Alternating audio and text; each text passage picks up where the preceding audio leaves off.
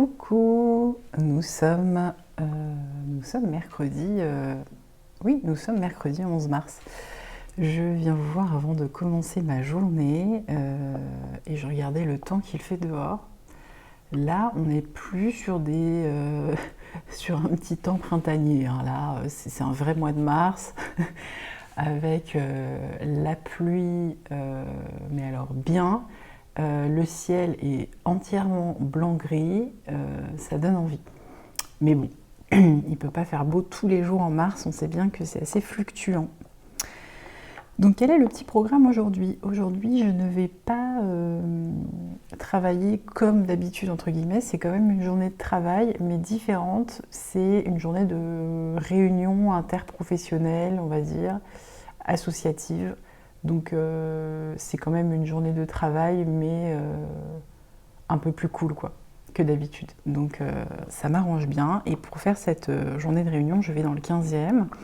Donc je me suis dit, hier soir, j'étais sur le téléphone pour voir le trajet que j'avais à faire, etc. Et là, je me dis, mais il y a peut-être des merceries dans le 15e arrondissement. Donc je regarde et effectivement, il y a la mercerie Une Maille à l'endroit, que je connais très bien, parce qu'il y en a une dans plusieurs arrondissements à Paris. Et elle est à 3 minutes à pied de là où je vais. C'est un signe du destin, les amis. Je vais évidemment y passer. D'ailleurs, je voulais y passer en début de semaine dans un autre arrondissement parce que justement, il y avait des qualités que j'avais envie de revoir chez eux. Des qualités de fil, donc je vais profiter à la fin de ma journée d'y être pour pouvoir y passer. Bon, du coup j'ai laissé tomber la veste, finalement j'avais beaucoup trop chaud. Et vu que j'ai un petit peu de temps avant de partir, j'avais envie de revenir sur quelques commentaires que vous m'avez laissés sur les cadeaux tricotés qui m'ont fait bien rire ou sourire. Alors, notamment Martine, Alexandre, je les ai lus assez rapidement les commentaires, donc je vais vraiment en fait les découvrir avec vous. Qui me dit, au-delà des demandes de cadeaux, il y a des personnes qui disent « Oh, super ton pull, tu voudrais pas m'en faire un ? Je te paierai bien sûr. » Non mais évidemment, ça nous parle. Et là aussi, dire non est souvent mal compris. Aussi, j'explique les choses de manière pragmatique, nombre d'écheveaux pour un pull et le prix de l'écheveau d'une teinturière, le nombre d'heures pour réaliser un pull ramené au taux horaire, et dire « je me vois pas demander ça pour un pull, ça calme ». Et je rajoute qu'en revanche, je peux apprendre à tricoter. Oui, ça c'est vrai que c'est une bonne idée, apprendre aux gens à tricoter finalement pour qu'ils se fassent leur projet. Comme si on tricotait pour ne pas s'ennuyer. Oui, c'est ça, on a l'impression que certaines personnes pensent, enfin, on nous donne l'impression de penser qu'on tricote parce qu'on ne sait pas quoi faire de nos mains, donc elles sont gentilles de nous faire l'hommage, finalement, le sacrifice de nous demander un projet. Non, je rigole, j'exagère un petit peu. Mais oui, je suis d'accord. En fait, les gens ne se rendent pas compte. Ils ont l'impression que c'est normal de demander comme ça un cadeau tricoté, alors que ça prend des heures. Et c'est une œuvre d'art, un tricot. C'est une œuvre d'art, en fait. Alors oui, peut-être que c'est de l'art qu'on a reproduit, puisque le designer, c'est lui qui a pensé le modèle. Mais nous, on a quand même réalisé l'œuvre. On a choisi la couleur, on y a mis notre savoir-faire. Donc, est-ce que ça viendrait à l'idée de quelqu'un de commander des tableaux à une copine qui fait des tableaux, des œuvres d'art? Alors oui, on pourrait demander un tableau à une copine qui est une artiste, peintre, mais je trouve qu'on le demande moins facilement et on le demande pas de la même façon. On ne dit pas je t'en commande un. Il y a une façon de demander comme ça, je t'en commande un, l'air de dire pas t'es à mon service, mais je souhaite, donc j'obtiens et je paye s'il le faut. Bon bref, c'est un peu décousu ce que je vous raconte de bon matin, mais je pense que vous voyez ce que je veux dire. Une artiste peintre ou un sculpteur par exemple, on lui demanderait pas comme ça une œuvre d'art, quoi. Je t'en commande un. il va y passer des semaines, tout comme nous, hein, d'ailleurs, nous on y passe des semaines. Donc voilà, on est tout à fait d'accord et les gens effectivement comprennent quand on leur dit qu'on y passe 6-8 semaines à faire la pièce et que ça coûte 200 € plus le temps de travail, bah effectivement ça calme assez rapidement. Corinne LCN qui nous dit bonjour, moi je comprends bien pour les cadeaux tricotés car pratiquant une autre activité artistique, j'ai vite compris que l'intérêt d'un grand nombre était plus porté sur l'objet à posséder que sur ce que cela représente pour toi et l'investissement associé. Moi, ce que j'adore, c'est faire un cadeau surprise de temps en temps, justement aux personnes qui ne réclament pas, mais qui ont des étoiles dans les yeux quand je leur montre ce que j'ai fait. Alors, est-ce du jugement de valeur et de l'égoïsme de ma part? J'aime beaucoup vos choix de tricot et la façon de les présenter. Ah non mais Corinne, il faut me tutoyer, hein, là. Il faut me tutoyer. Est-ce que c'est de l'égoïsme? Non, c'est pas de l'égoïsme, c'est juste la réalité en fait. On n'est pas des super-héroïnes du temps, donc non, c'est juste de la lucidité. Calmons-nous. J'aime beaucoup vos choix de tricot. Oui, pardon, je viens de le lire. J'ai décidé de faire en parallèle d'un tricot une paire de chaussettes pour me créer une collection à porter avec des bottines transparentes. Ah oui, c'est sympa ça. Bah, c'est ce que fait, je crois, Éléonore, fille de nuage. Elle a des bottines transparentes et du coup, on voit ses chaussettes tricotées dedans. C'est vrai que c'est rigolo. À quand vous pourrez et bonne soirée. Eh bien, écoute, merci beaucoup Corinne. Très bonne soirée ou journée. Patcheuse Patch qui nous dit coucou, j'adore les moufles, trop mimi.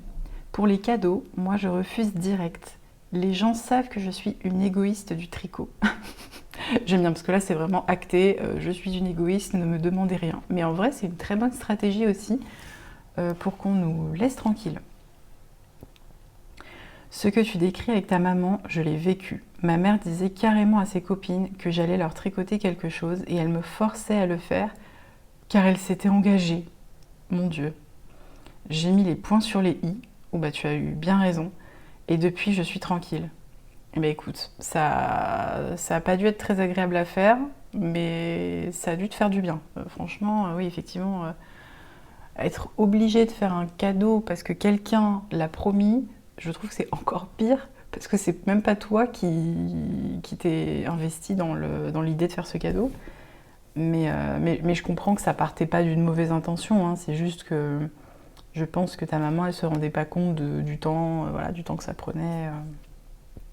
Merci pour ce bon moment, bonne journée. Et bien écoute, très bonne journée Virginie.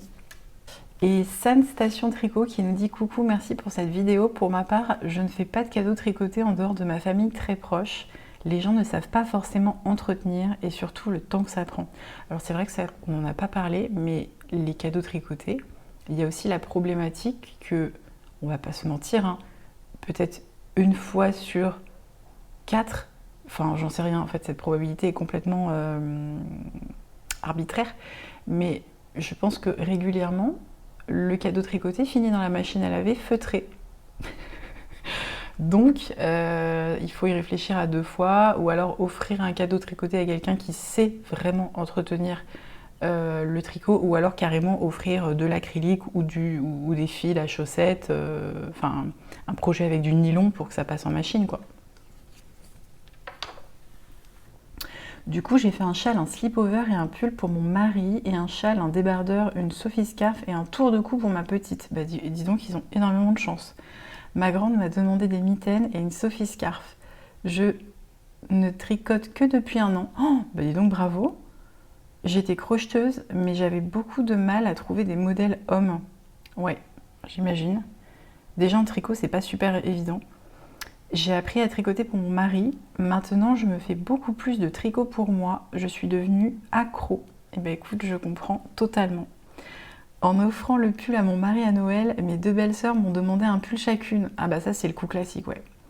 Comme ça, sans se rendre compte du prix et du temps passé. Donc non merci, j'ai décliné. Oh là là, mais tu as eu tellement raison. pour Bergère de France. Je n'en ai jamais tricoté. J'ai acheté 20 pelotes de Louise lors de leur dernière promo. 10 achetées, 10 offertes. J'ai pris du rose. Je m'attendais à un beau fuchsia bien peps et j'ai eu un rose un peu fade comparé à mon écran. Ça, c'est le problème quand on commande sur internet. Je suis bien d'accord. À voir ce que ça donnera à tricoter.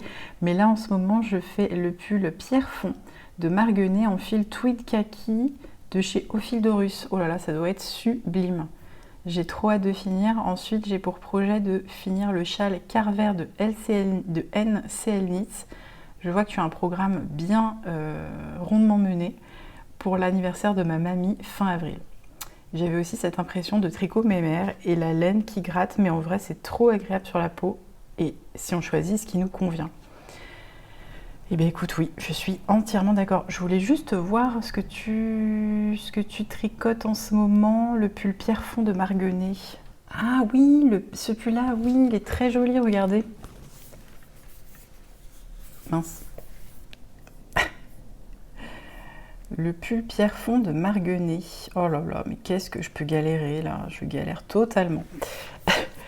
C'est ce pull col V avec une torsade qui épouse le décolleté. Donc ouais, très très joli modèle, je l'avais vu passer quelque part et ouais, très joli. Ça se tricote en quoi ça? 3,5? Voilà, ça doit être un peu long à faire par contre. Bon courage et tricote bien. Et Nathalie Ninouche qui nous dit « Quel bon moment en ta compagnie. Les cadeaux tricotés, c'est niette, si la proposition n'émane pas de moi. » Je suis d'accord. Sinon, dénoncer le prix de la laine et le prix pour les heures de travail suffit à calmer les ardeurs. Et ben c'est parfait. Tu as trouvé ta stratégie et j'ai à peu près la même. Voilà, ben c'est à peu près tout pour les petits commentaires dont je voulais rebondir en direct, on va dire, au sujet des cadeaux tricotés. Il y en avait d'autres, hein, mais j'ai pas tout lu parce que sinon ça fait un peu trop, je pense, dans la vidéo. Et je me suis régalée de tous vos commentaires. Donc vraiment, merci beaucoup. Sur ce, je vais devoir y aller.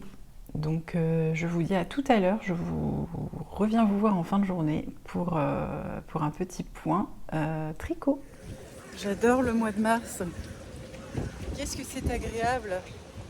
Hello, je suis rentrée à la maison et je viens vous faire un petit coucou de fin de journée avant que le soleil ne se couche totalement. Oui, du coup j'ai eu ma petite journée de réunion et je suis allée comme convenu avec moi-même à la mercerie Une Maille à l'endroit qui était littéralement à 3 minutes à pied de là où j'étais en réunion toute la journée. Donc j'y suis passée parce qu'en fait je voulais voir leur fil d'été, leur qualité d'été, voilà, les fibres un peu plus végétales. Et je voulais vous partager 4 fils que j'ai découverts récemment. 3 que j'ai vus à la mercerie Une Maille à l'endroit aujourd'hui, une autre que j'ai découvert autrement. Et vous donner des idées de patrons, voilà, de quoi faire avec. Alors, il faut savoir qu'il y a la coton mérino de chez Katia. J'ai pris des petites vidéos d'ailleurs dans la boutique. La coton mérino de chez Katia, ça fait au moins 1 an qu'elle est dans ma tête, que j'ai envie de la tricoter, que j'ai pas encore eu l'occasion ou vraiment le temps de faire un patron avec. Mais c'est dans un coin de ma tête et pour l'instant, j'en ai pas acheté, mais ça ne saurait tarder. Vraiment, cette qualité me fait envie. Alors c'est un mélange de 70% coton et 30% laine et en fait on a l'impression que le fil est soufflé, il est vraiment très aéré, très léger en fait, c'est vraiment le ressenti qu'on a. La laine est très très douce, enfin la fibre est très très douce et je pense que ça peut vraiment faire un projet très léger, ce que je trouve génial pour l'été parce que souvent quand on achète des fibres avec du coton, vraiment du coton bien dense, genre type coton Catona chez Langarde, ça fait des projets un peu plus lourds. Alors que là, vraiment, ça peut faire un petit tricot tout léger. C'est 7,85 € la pelote de 50 grammes, 105 mètres. Et j'ai flashé sur le coloris vert d'eau. Donc un vert vraiment très pastel, trop joli. Et typiquement ce fil, je verrais bien soit un t-shirt, soit un gilet. Voilà, c'est un peu ce qui me vient en tête quand je vois ce patron. Sinon, j'ai découvert une autre qualité que je ne connaissais pas du tout. Alors c'est chez Katia. Je vais vérifier, je vous mettrai ici en bas si je me trompe. Mais normalement c'est chez Katia et ça s'appelle la coton camel. La coton camel qui est composée de 60% coton, 30% laine et 10% de fibres de chameau. Je ne savais pas qu'on pouvait tricoter du chameau, mais voilà. Et c'est une pelote de 50 grammes, 130 mètres. Ça se tricote en aiguille 3,5-4 mm. Et c'est un drapé assez sympa. C'est un peu mou. C'est pas aussi mou que de l'alpaga ou aussi mou que du lin ou que du bambou. Mais c'est plus mou que du coton pur. Donc j'ai trouvé ça assez sympa. La mercière m'a dit que ça se détendait pas trop. Voilà, ça n'a pas tendance à se détendre comme peut le faire du lin, par exemple. Et j'ai flashé sur le petit coloris Veranis que j'ai filmé dans la vidéo. Je me suis dit pourquoi pas un jour tricoter ce fil. En fait, ce qui me venait en tête quand je voyais la pelote, c'était plus un top d'été assez aérien, assez léger, avec de la dentelle, voilà, quelque chose qui est assez fluide en fait sur le corps. Voilà, ça c'était pour la coton camel. Et j'ai découvert une autre qualité que je ne connaissais pas, c'est la coton tweed de chez Lang. Qui est composé de 67% de coton, de 24% de soie, donc il y a un tout petit effet assez brillant, et 9% de polyester. La première chose qui m'est venue en tête quand j'ai touché la pelote, c'était qu'elle était assez douce, et la fibre a l'air assez souple. Voilà, c'était une pelote de 50 grammes, 130 mètres et ça se tricote en aiguille 3,5-4. J'ai pas trop pensé malheureusement sur cette qualité-là à regarder les coloris parce que la mercière m'a donné ce coloris qui était gris foncé, noir quasiment. Mais il me semble quand même qu'il y avait quand même d'autres coloris si jamais vous voulez de la couleur. Et avec cette fibre, qu'est-ce que je voyais ? Je voyais plutôt un t-shirt en fait. Voilà, dans mes inspirations. Et dernière qualité, ça je voulais vous en parler aussi, mais je ne l'ai pas du tout découvert dans la mercerie Une Maille à l'endroit. Qualité que j'ai découverte dans la dernière vidéo de Le Chat qui tricote. Elle nous présentait pas mal de choses et entre autres il y avait la Luxury Pima Coton et Baby Alpaga de chez Rico Design. Elle a montré la pelote sur son écran, elle a aussi montré un échantillon, j'essaierai de vous mettre une photo. Et ça m'a donné tellement envie. Ce qui m'a donné envie, c'est cet effet vraiment fluffy. On a presque l'impression de tricoter du mohair alors qu'on est quand même sur des fibres avec pas mal de coton, quand même quelque chose qui peut se mettre en mi-saison. Et je trouvais que le fluffy était trop beau dans la vidéo, ça faisait vraiment un effet luxe. Et c'est composé de 55% de coton, 28% d'alpaga et 17% de laine. Et elle se tricote en aiguille 3,5-4 mm, 50 grammes pour 140 mètres et ça se tricote en aiguille 3-4 mm. La pelote elle est quand même à 9,95 €, donc c'est quand même voilà, c'est quand même un budget mais en même temps qui est cohérent avec la composition, hein. Et donc avec cette fibre un petit peu fluffy, je voyais trop quelque chose de très féminin, élégant et léger. Donc je voyais soit des patrons designés par Massimi, je pense que ça rendrait super bien, ou sinon je voyais bien un patron en particulier, je vous mettrai une photo, qui est le Caspar Cardigan. Caspar Cardigan de Colibri by Johanna. Voilà, donc c'était pour vous donner des petites idées, à la fois de fibres et de saison et à la fois de patrons. Donc c'est pas des patrons que je prévois de tricoter prochainement parce que j'ai déjà plein d'idées. Mais voilà, je voulais vous les partager. Alors j'ai petit Smoky qui veut à nouveau nous dire bonjour. Bonjour. Tu dis bonjour ? Hop, je le repose. Ah oui, j'ai oublié de vous dire ce que je porte aujourd'hui. C'est mon Doppio Sweater. Voilà, sans transition. Je vous mettrai... Enfin non, c'est le Doppio Sweater. Enfin, il n'y a rien à mettre de plus. Doppio Sweater. De toute façon, j'avais fait un vlog. Vous pourrez voir si vous voulez sur ma chaîne. C'était vlog-moi un pull. Et j'avais fait tout un vlog sur la confection de ce pull, si jamais l'envie vous tente. Evelyne Maupilier m'a écrit suite à mon souci d'hallux valgus et le fait que je trouvais que les chaussettes sont un peu trop épaisses dans mes chaussures. Elle m'écrit: je te recommande les chaussures minimalistes Groundies ou Vivo Barefoot. Depuis que je les prends, je ne peux plus me chausser autrement. Le rose... Oui, non, le rose, elle me parlait des écheveaux. Donc j'avais envie de regarder à quoi ça ressemblait les Groundies et les Vivo Barefoot, si jamais vous avez envie de vous acheter des chaussures confortables. Alors les Groundies, à quoi ça ressemble les Groundies?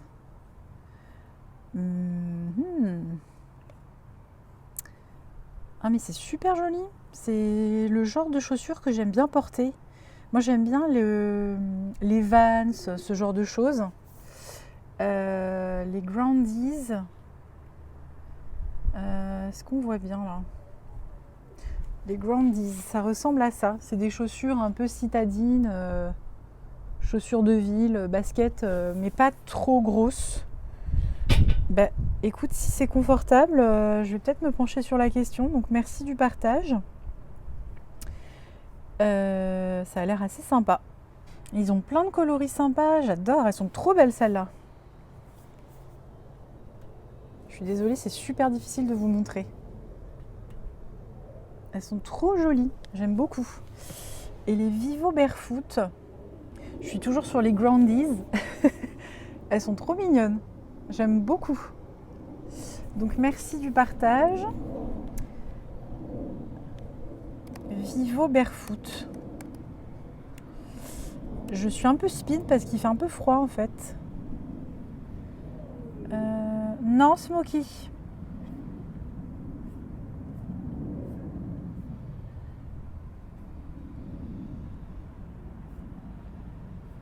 Alors Vivo Barefoot, je suis un peu moins fan. Après, il en faut pour tous les goûts, hein, bien sûr. Hop. Les Vivo Barefoot, elles sont comme ça.